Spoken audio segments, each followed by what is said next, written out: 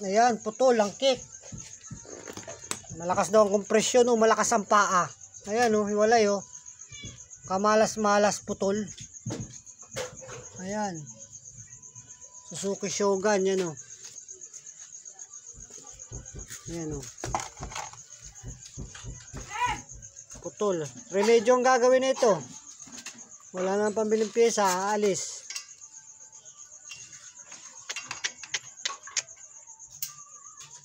Yawa. Baklas, baklas.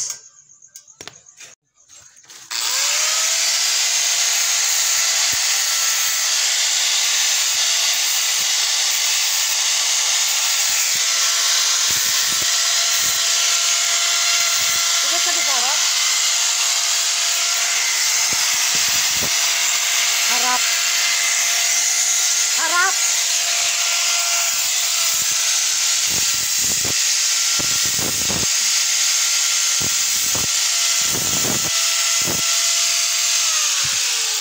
Yan, dugtong lang mangyayari. Tanay-gana, init.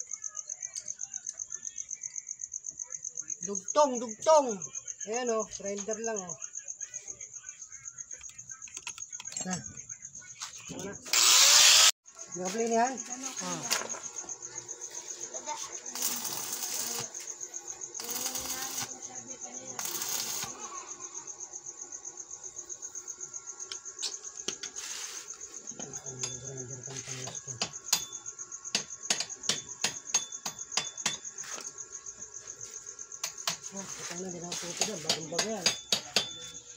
Yung bilog mo na ano pa, barena.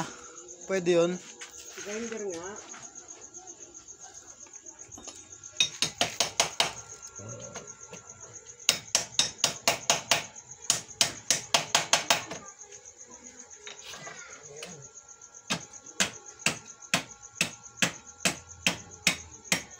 Init pa yan pa, baka bumalik ko.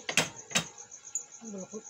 Baka bumaluktot. Kahit pa bumaluktot yan, ano pakialam ko dyan? Hindi naman akin yan. Nabok.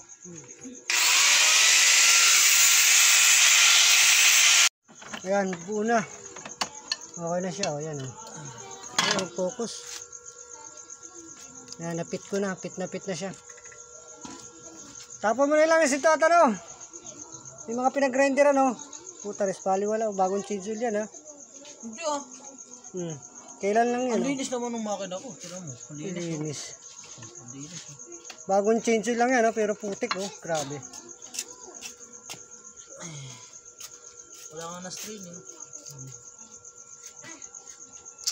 Hindi, tagilid mo na.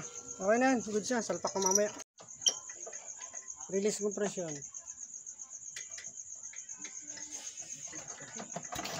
Yan, oh.